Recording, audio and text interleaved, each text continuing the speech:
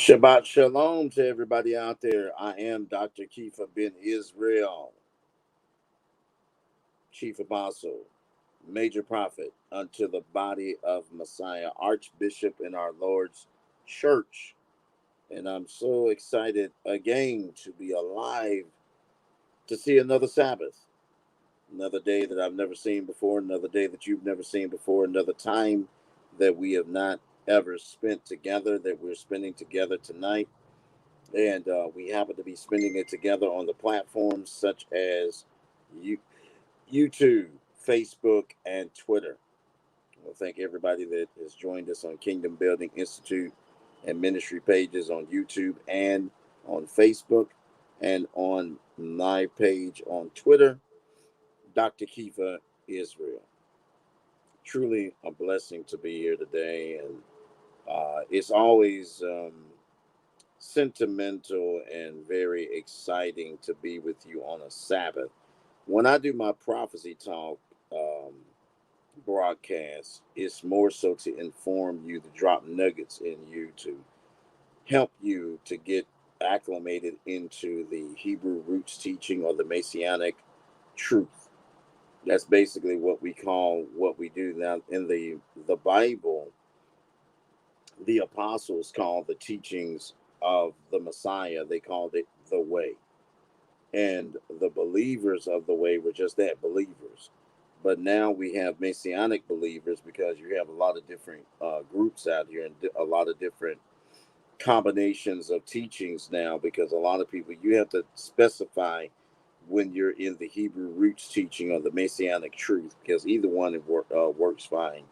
But you have to specify that you are definitely a believer in Messiah, because lately I've noticed how a lot of people, like to label all Hebrew Israelites as the same, or label each individual as a Hebrew Israelite. And really, that's not fair to a lot of us that are Messianic believers, because we don't share the same views with a lot of the people that identify themselves as Hebrew Israelite. All respect to the entire Hebrew Israelite camps and the families. I love every last one of you guys with the love of Yah, but I can't get down with a lot of you brothers and sisters. I can't get down with a lot of the Christian brothers and sisters. So what do? I detach myself from all of that, and I get into what I call and what we call the way. The way is the teachings of the Bible exclusively, with no hiccup on it, with no hesitation, with no in between or anything like that. And that's the way we like to do things. And for the sake of the Sabbath, I think it's really important that I point that out to every last one of you that are there. Now, this is the transliterated Bible that I use. It is called the Et Sefer, or some people call it the Sefer. Either way it go, this is a transliterated Bible that does not take away from the original meanings, does not take away from the original names. It has all the original names in it. It has all the original intentions in it. It has no unadulterated parts in it. So I would suggest that people look this Bible up. Now, there's several other Bibles too. This is not the only one that I use. This is the main Bible that I use. But I use another Bible called the Scriptures, and I'm going to see if I can pull that up here in just a minute. But I use another Bible called the Scriptures, which is a very good depiction also of the transliteration of the Bible. See, when you translate something, you take away from the meaning of it. So I try my best to stay away from the translated Bibles. There's quite a few of them out there, and I try my best to stay away from every last one of them, because they're not going to give you a real picture. They're not going to give you a real definition, a real depiction of what's really going on. So I do everything I can to stay within the boundaries of something that's going to teach you edification, exhortation, and it's going to that you can learn from vehemently. Um, Again, I stay away from a lot of different things. Now I know a lot of people have different outlooks and outtakes on what Bible you should use. And in my opinion, there should never be a battle over the Bible, because you have to understand that the Ruach HaKodesh, the set apart spirit that is holy, rests and abide in each person because of truth, not because of any particular thing. So let me show you a diagram of that and give you both the Et Sefer and the scriptures. These are the two, I feel like, most popular transliterated Bibles. Now, I've never seen the scriptures have the Apocrypha, or the what we call the lost books of the Bible. I've never seen them have that. I'm very sure if you get doing a Google search or a in-depth study, that you'll probably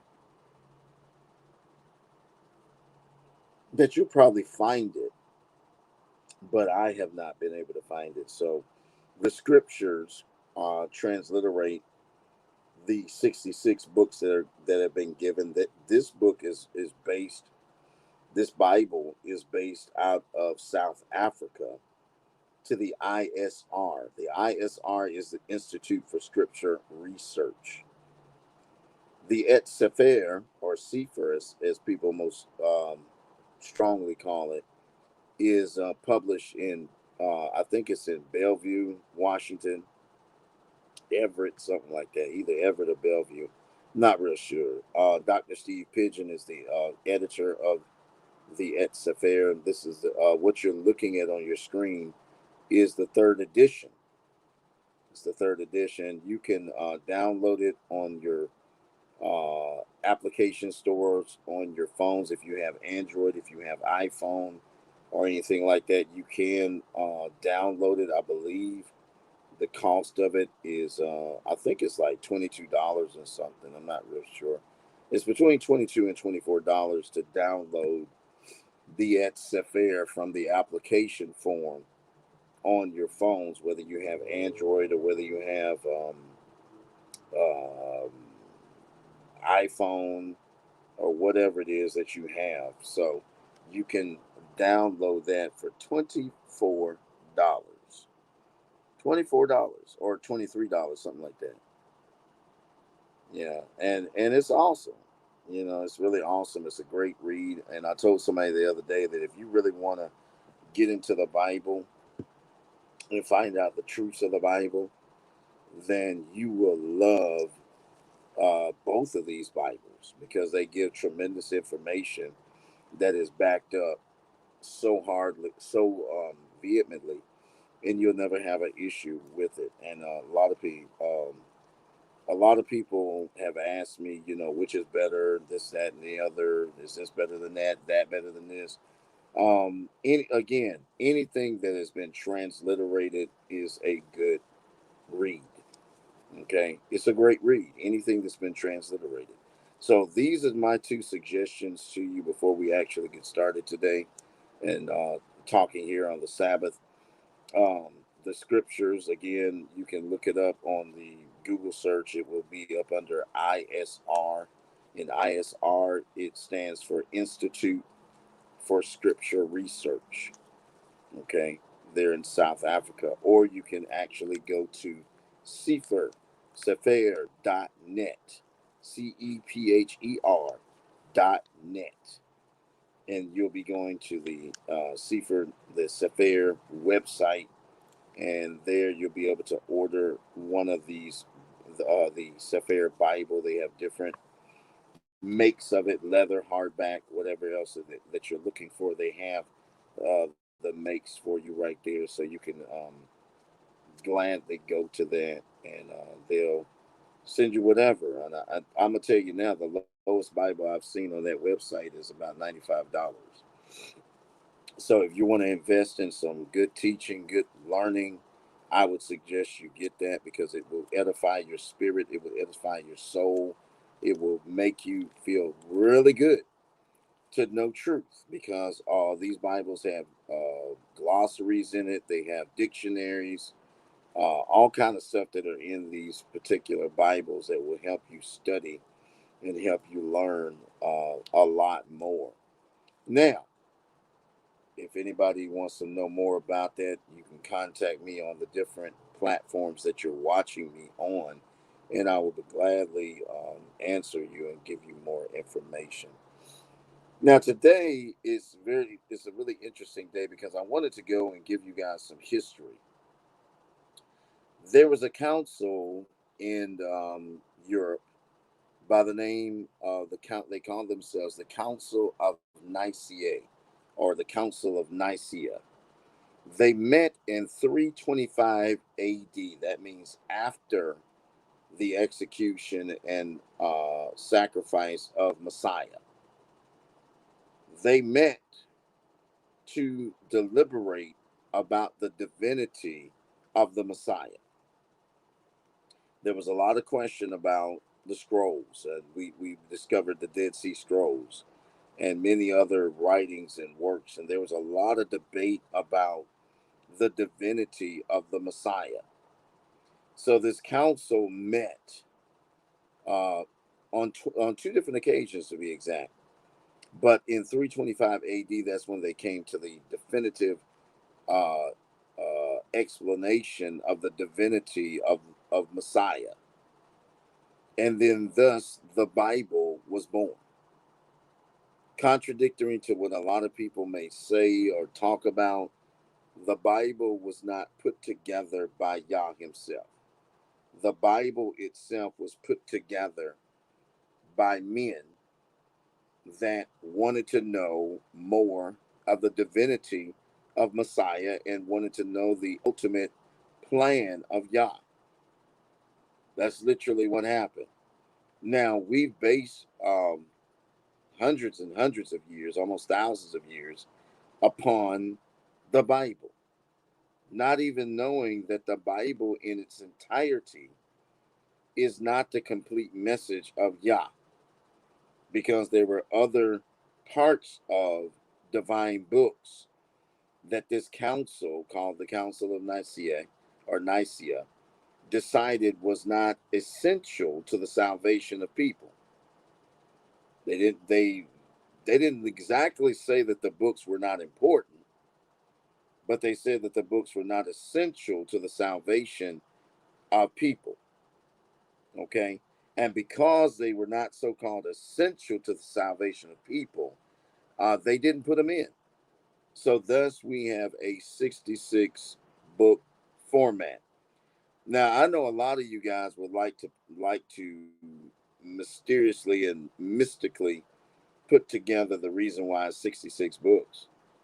But plainly put, the reason why the Bible only has 66 books is because those were the only 66 books that were available at the time that spoke from a divine aspect.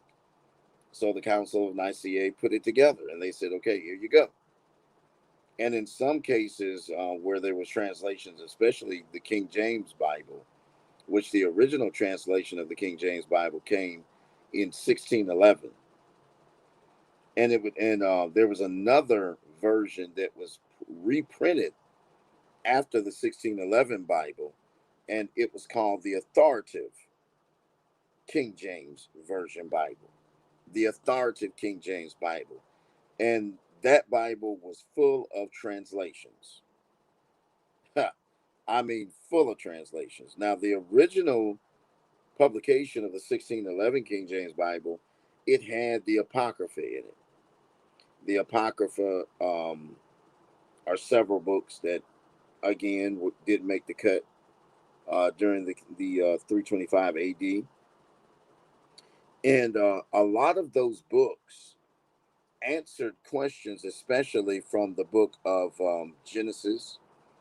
Now, in the Hebrew, we like to use the Hebrew phrases. In the Hebrew, the book of Genesis is called Bereshith, which means new beginnings, the new beginnings. So we start uh, the Bible with a new beginning.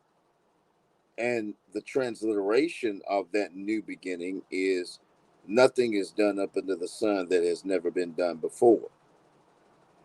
So you had a council that laid out what was there. So we never had the whole story. And don't get me wrong, people. I don't want anybody to walk away from my teaching tonight or anything I'm saying tonight and to misread what I'm saying, because to have the 66 books of the Bible is great. And it's very important to have that, because we have to have the basic foundation of structure. And that's what we're getting when we get the 66 books of the Bible. But it is also the fact that we need the complete story. In the book of Enoch, where we're going to be going tonight here in just shortly, I want to give you a lot of backdrop, because we're actually going to go into the book of Enoch tonight. In the book of Enoch, we find that man is going to be on the earth during the time of trouble, or the time of tribulation, if you will. And during this time, there's going to be prophecies that will be fulfilled, some good, some bad. But Enoch was the first that was touched by Yahuwah to speak for him, because he walked with Yahuwah. So he had a definite plan. And when you look at the prophecies of Enoch, you will see that the plan was set for this generation and not for the generation that it was written in. And that's a difficult thing for people that are non prophetic and non spiritual to really understand, that a book or that guidelines could have been written in a generation that was not for a generation. And that puts a whole light on several things. Number one, prophecy doesn't always come to pass as soon as you speak it. There are some prophecies that you can speak that may take years to come to pass. In the case of Enoch, it's taken us thousands of years to actually indulge in a book that was read every Sabbath with the early believers, but then was cut out because of its non popularity, and because at that time they all thought they were in the end. It's crazy to think that during that time they thought they were at the end of the world. So they spoke as if they were at the end of the world. And that's the reason why the book of Enoch has gotten so much airplay lately, because of its fulfillment, not because of any strange thing that man has done. Because I know I used to preach years ago that um, man had taken those books and hid them from us. And I was incorrect. I was totally incorrect, because it was not man that took those books from us. It was Yah himself, our Elohim, that had told Daniel in the book of Daniel 12 and 4 to close the Sefer, to close the divine book, because when you close it, because it's not time for it to be revealed yet. And as time went on, we found that um, the books have now been opened. I believe that with all my sanctified apostolic prophetic Hebraic mind, that the books are open now, that we have access to the books. And these prophecies must come to pass. They must be fulfilled in the earth realm as we know it. It's really important for us to understand that. So tonight, I want to go into the book of Enoch. I want to go into chapter number 7. And it's going to, the topic tonight that we're studying, that we're getting into, is the emergence and the purpose of the fallen angels. The fallen angels are those that served with Satan, or his name in heaven at the time was Halil. Halil. There was a lot of people talk about Lucifer. Well, when we look at the history and look at the definitions of names, there was no such being as Lucifer. The name of Satan, the oppressor of our souls, his name in heaven was Halil. And because he was an archangel, he was an archangel, and a lot of people associate him as the one that was a musician. Not only was he a musician, but he had the ability to make announcements, to make preclusion announcements from heaven to the atmosphere. So he was in Isaiah 14. When you get an opportunity, read it, study it, because it's a really good guide into the explanation, into the expelling of Satan from heaven. Because at the time his name was Hillel, and when Hillel was expelled from heaven, he was expelled into the atmosphere. Okay, and it right offhand I can't call it, but there's certain places in the Bible where it says that he took a third of heaven with him when he was expelled. And it's really interesting that a third of heaven rebelled against Yah, the Elohim. So it's very interesting. Even the angels were rebellious. Even the angels did not want to be uh, submitted. And that's a bad word to a lot of people. When you say the word submit, they get real sketchy and scared. But submission is a beautiful thing. And to find ourselves in the position of submission, it really places us in a place of blessing. Y'all better hear what I'm saying. It puts us in a place of blessing, because now we can say that obedience is better than sacrifice. Now we can say that we are ready to fulfill things, just as Yahusha came to the earth to fulfill things. He did not come to destroy the instructions, the law, the Torah, but he came to fulfill it. Same as us, we have come to fulfill that which is not fulfilled. We've still got three more feasts to fulfill in our diadem of spiritual holiness for the prophetic. Three more. Oh wow, it's interesting because the Feast of Tabernacles, Yom Kippur, the Great Last Day. We still have a mission to fulfill. That is why the kingdom is so important. That is why we need to be preaching and teaching kingdom right now. But for today, we're going to go to the book of Enoch. We're going to go to chapter number 7 of the book of Enoch. I've given you a lot of background history, so this should be pretty easy for us to get into. Verse number 1, it says, "And it happened after the sons of men had multiplied in those days that daughters were born to them, elegant and beautiful." This is talking about the creation. Verse number 2, "And when the watchers, the sons of heaven," now we're dealing with the sons of men, and now we're going to verse number 2, and it talks about the sons of heaven. "When the sons of heaven beheld them," talking about the daughters, "they became enamored of them, saying to each other, 'Come, let us select for ourselves women from the prodigy of men, and let us beget children.'" In other words, they lusted after the creation of Yah from the womb of man. They lusted after them. They went after the woman. And this is one of the reasons why the woman is touted as a weaker vessel, because she was the target for destruction. She was the target of lust. She was the target of confusion. Don't get it twisted, because our sisters are now excelled and enamored in excellence now. But when Hasatan, when Satan wants to make an issue, it seems like he always finds a woman, or women in plural, to stir up the Kool-Aid, to get things going, to get people all messed up in the head, if you will. Verse number 3. Then their leader, Semiyaza, because in this Bible it says Semiyaza, but I say Semijah because it says that in other versions. But then their leader, Semiyaza, said to them, "I fear that you may perhaps be indisposed to the performance of this enterprise."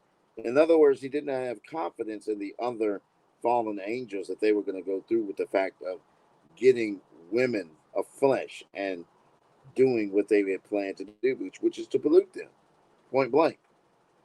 Verse number 4. And that I alone shall suffer for such grievous crime. It is a crime against the makeup of eternity, the makeup of spirituality, for the spirit fallen angel to mess with a flesh human being. That is against all principles of Yah. Now, let me go there because we're seeing this invasion, if you will, into the minds of the human beings and into the knowing of the human beings. It has become a phenomenon. It's not a surprise anymore. It's not something that we're shocked to see, but we're definitely seeing it. But it's in this verse and chapter, Semayaja definitely was going to go through with it, but he feared that the others would not go through with it because they knew the consequences of it. Verse number 5. But they answered him and said, we will swear. Now, one thing about the forces of evil opposed to the forces of good, the forces that claim to be good, the forces of evil don't have to like each other to actually fulfill their mission, because once they've set their mind towards doing something, that's exactly what they're going to do, is something. They're going to go after that. We don't have that kind of unity in the so-called body of Messiah. We've got a lot of infighting, indwelling fighting, and I see a lot of fighting mostly with women. I'm not picking on women today, but I'm just telling the truth. I see most of the infighting mostly with women when it comes to spiritual settings. Yeah, there's various reasons for that, and I'll get into that as time goes on. Verse number 6. And bind ourselves by mutual extretions, that we will not change our intention, but execute our projected undertaking. Verse number 7. Then they swore all together, and all bound themselves by mutual excretions. Their whole number was 200, who descended upon Ardis, which is the top of Mount Sharon. So they bonded together to cause this pollution. I don't know about anybody else, but I see the spirit of manipulation in this. I see the spirit of insecurity in this. I see the bad intentions of people that are bitter because they have lost their place in glory. You need to be careful of the angelic voices that you listen to in your dreams and visions, people, because there are some shadow voices that are coming to make your life confused. The Apostle Paul said it like this. He said, when I want to do good, evil is always present. And if evil is always present, there's always going to be the element of failure to oneself through what the your dreams and visions. You can always trust them. You got to be saved. You got to be spirit filled to know what spirit is speaking to you. Verse number 8. That mountain, therefore, was called Sherman, because they had swore upon it and bound themselves by mutual excretions. So there is a memorial to the promise that the fallen angels had made, a memorial to that, to corrupt man. Don't get it twisted, all you angel lovers out there. The angels wish they were in your position. The angels wish that they could be the head and not the tail. They are just messengers sent by design for the Most High to serve us as the image of Yahuwah and the heavens. They're messengers. They do what they're told. They have no authoritative power unless the Most High has specifically given them a special task. Oh, y'all don't hear what I'm saying. They don't have any authority on the literal point of view. Their authority comes from the power of Yahuwah and the assignment that is given to him. Now, this is crazy because This sounds like an apostle. The apostle of sorts is the messenger, envoy, emissary, and could also be called an angel. So it makes me wonder that in Revelation, the first and second chapters, when we're talking about the churches of Asia Minor, in each letter it says to the angel of the church. Could they have been talking to the apostles? Could they have been talking to the apostolic leadership of each church? Because you have to understand that there was a proper order of church or of the assembly at that time. So could they have been talking to the anointing of the apostle when they spoke to the angel of the church? I want to give you something to think about tonight, because he could have been talking to the apostles who were the foundation layers. And it would have made sense to talk to them because they would have had the blueprint and they would have changed whatever plans were going forth. It makes a lot of sense. Now, I'm not going verbatim and saying that's exactly what was going on, but I'm challenging your discernment and your prophetic instinct into looking into this a little bit deeper, just a tad bit deeper, to see what was really going on. Verse number 9. These are the names of their chiefs. You had Semiyazah, who was their leader, Yerubbaal. You had Akiabiel, Temiel, Ramiel, Daniel, Ezekiel, Sakaniel, Azael, Armers, Burial. You had Ane, Zawabi, Simsavazel, Aratiel, Toriel, Yamiyahiel, and Arzael. These were the perfects of the 200 angels, and the remainder were all with them. So there was more than 200, but there were 200 in which they call the perfects. And the word perfect, as we know in the biblical spiritual sense, just simply means but a mature. So we are dealing with a mature mindset, a mature walking, if you will, of the angelic perfects of the fallen angels. They came with a plan. Oh, somebody better hear what I'm saying tonight. They came with a plan. And their plan was to dilute and pollute. Dilute and pollute. That was their plan. They came to mess up the mindset of the image of Yahuwah. They were already upset because they were not made in the image of Yahuwah. When man was created, the angels in heaven, they dropped their mouths and they looked and they said, "Oh my goodness, it is a perfect match." It was like looking in a mirror when you saw the image of Yah in man. So, of course, there were some that were out of bounds, out of way, and jealous. So they did not want to see the manufactured growth of the image of Yah, which is man. They did not want to see that. So when the rebellion time came, they said, "Okay, we're gonna do it right. We're gonna mess them up." Hello, somebody. We're gonna mess them up. So they came to dilute and pollute. They came to dilute and pollute. Verse number 10. Then they took women, each choosing for himself. So each one chose what type of woman they wanted.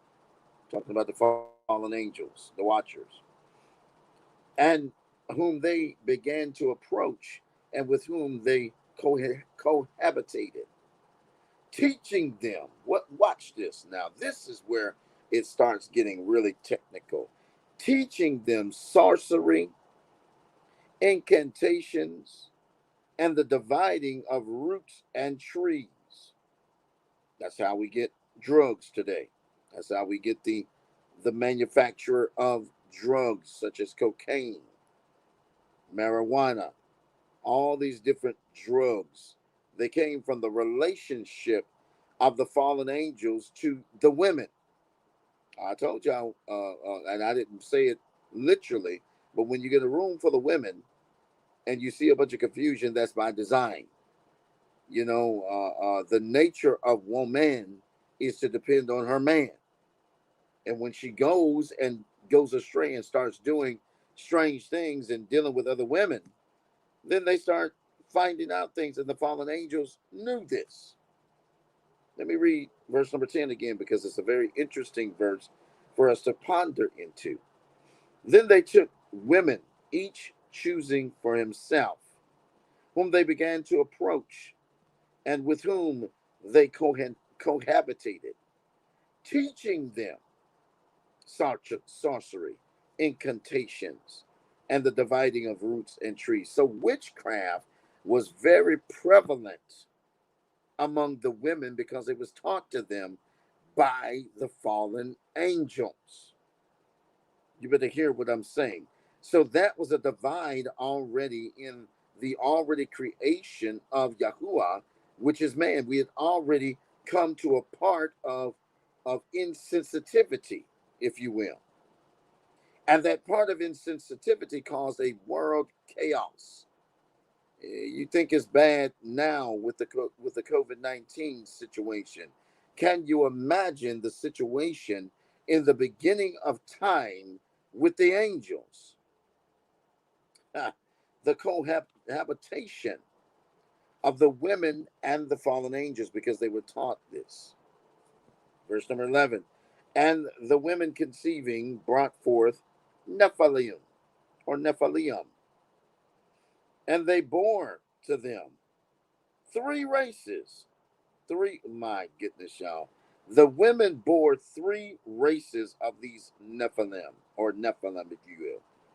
The Nephilim brought forth, the Nephilim brought forth the Nephilim, and then brought forth the Nephilim, and the Nephilim brought forth the Elud, and they existed, increasing in power according to their greatness.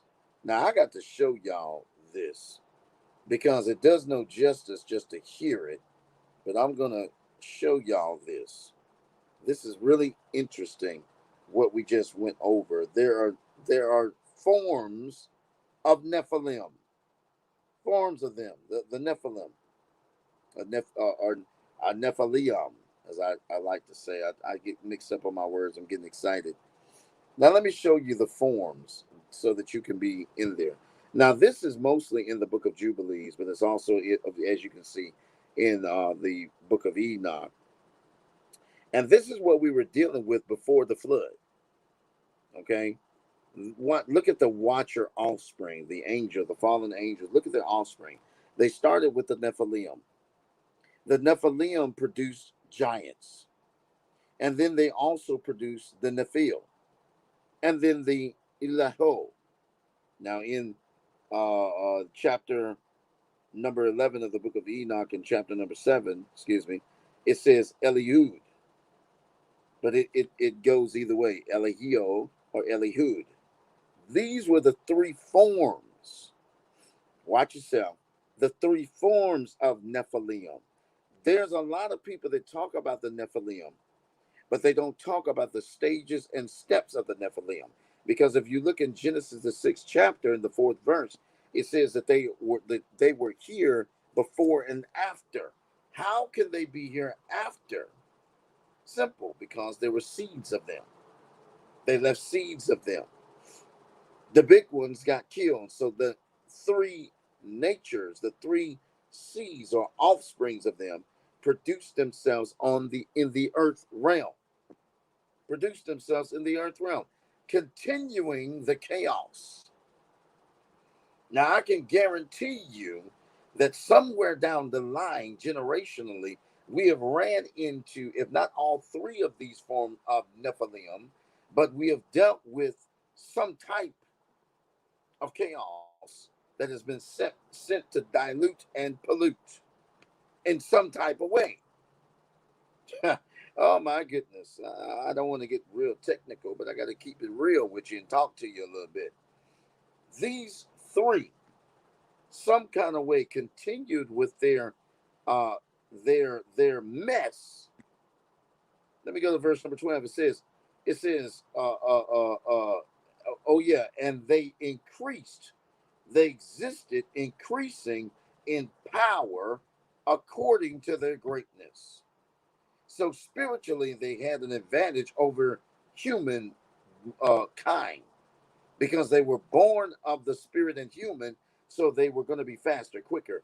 They were going to go with, and if you're not dealing with the Holy Spirit, you probably have encountered these kinds of people, but they were not affecting you because you didn't know what you were dealing with.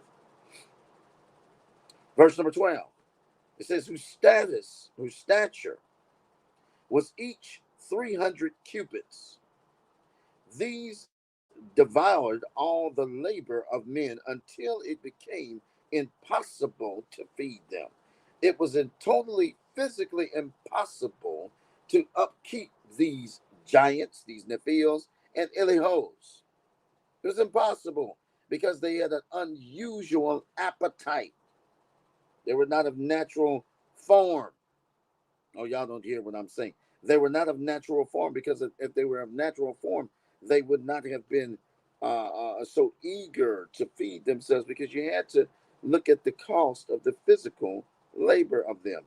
Verse number 13, it says, when they turned themselves against men in order to devour them, that means they became cannibals of sorts, because they began to eat men. This is where we get the spirit of cannibalism from. This is the first form of cannibalism that we find out about. It's right there in the book of Enoch. Verse number 14, and began to inquire birds, beasts, reptiles, and fish, to eat one another's flesh, and to drink their blood. Wait, they started all this nasty eating because of their abnormal nature and how they were produced. Verse number 15, then the earth reproved the unrighteousness. The earth did not agree with it, because the earth had been created by the Most High, Elohim, and Elohim did not set forth this practice that they were doing. We spiritually are seeing this practice today. We are spiritually seeing the demise, not only of man, but the demise of our common culture. Oh, I want to talk to you today on this Sabbath to let you know that the demise of the common culture has caused us to have a cancer in it. And that cancer has seeped so deep into the hearts and the souls of man that we have become corrupted and polluted. And this is the reason why in Genesis, the 6th chapter, Yahuwah destroyed the earth with a flood. Man has made a choice to follow the things that are not natural and that are not of great nature. Got to find our way back to him in some kind of way. I'm just revealing to you guys the diabolical plan that was set in motion by the fallen angels, and why we should never trust outside entities and what we call paranormal spirits. Paranormal spirits are not of Yahuwah. We know that he operates through the Ruach HaKodesh, the set apart spirit that is holy, not a paranormal spirit. People that operate in the paranormal are operating in witchcraft. They're operating in what was told in verse number 10, where the Nephilim, where the fallen angels taught the women sorcery. Oh, y'all don't hear what I'm saying. All kind of sorcery, all kind of wickedness. My goodness, y'all better know something here. This was not a natural phenomenon, because it's not in human nature to be evil. It is not in human nature to abnormally worship Satan. It is not in human nature to abnormally ascribe to the evil practices of the mystical and the paranormal. It's not normal. We have been influenced by the fallen angels, and the fallen angels have left their seed in an after mode, and we are dealing with a shadow demon. Y'all don't hear what I'm saying. I challenge you tonight to look at those three phases right there. You're dealing with a shadow demon that has come to steal, dilute, and pollute, to confuse and to combungulate, if you will, to put us in another mindset outside of the norm. Some of you know there's more to it than what you've been told in church. My job tonight and every time I speak is to bring an awareness to you, an awareness of the spirits and its meaning and what it is purposed for. Hello, somebody. There's a demonic presence that's shadowing you, that wants to influence you to confuse you. We must realize that he has not given us a spirit of fear, but given us a spirit of a sound mind. So in that testing of that part, we are seeing the emergence of evil in his presence, the diabolical plan of these jealous angels that wanted to be the pet of Yah. But Yah said, no, I've created man in my own image. I've created man to carry out the verification of me. I've created man to do all those things that I have set forth to do. And there is jealousy. Somebody is jealous of you tonight for listening to what I'm saying. Somebody is jealous of you because of your miracle that just happened to you today or this week. Somebody is always going to be in the way trying to stop the miracle from happening. Somebody is always going to be trying to infiltrate your blessing, if you will. The whole point of the measure and the whole point of the matter is to stop your promise. If your prophecy becomes promise, then it's too late. It's too late. The fallen angels trying to stop the promise of the reigning of man with Yahuwah. They tried to stop before the Messiah could come and do what he did. Now, of course, they did not win this battle, but this is the battle that they're in. They're constantly in a strategic mode, trying to divert, pollute, and destroy. They're bringing people up to the misconception of things. Oh, yes, that's why we're in the end time, and that's why we need to take seriously the plight of the fallen angels. We need to take seriously the combungulation, the chaos and disorder that has been ascribed for this generation. Not only are we the generation of the end, but we are the generation of confusion.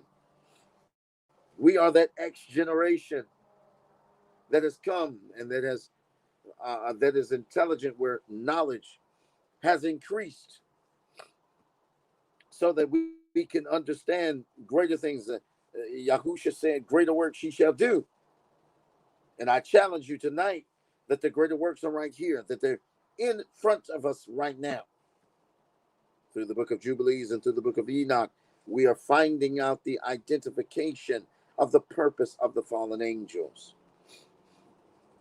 We're finding that there's three sectors of their seed that are still in the earth realm, that we must use the spirit of discernment to decipher through.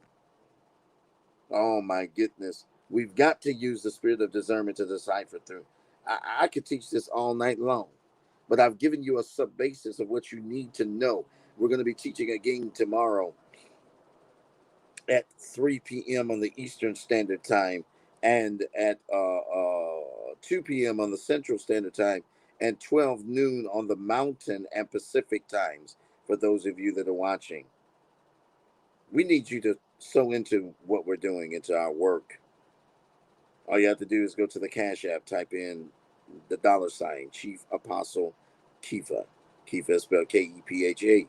Or you can go to PayPal, paypal.me/capital K, capital I, SREAL. Or you can go to Venmo and type in Kepha, KEPHA, /Israel, ISREAL.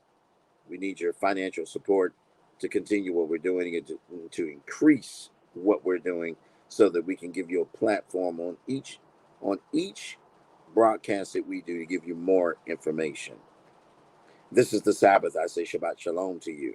And I pray that your flight on this Sabbath be easy and be normal and be soothing to you, because we are here to help you and guide you through everything that needs to be guided, that you need to be guided through. We believe that Yahuwah is definitely on the throne and doing some great things. And I love every last one of you. I thank you for taking the time out to listen to me today, because there's greater works for tomorrow. I'm going to come back with part 2 of this teaching on tomorrow. But until then, may Yah shine upon you. May his grace and his countenance be upon your life. I am Dr. Kifa Ben Israel, Chief Apostle, Major Prophet unto the body of Messiah, and Archbishop in our Lord's Church, signing off. And I'm saying shalom to you until tomorrow.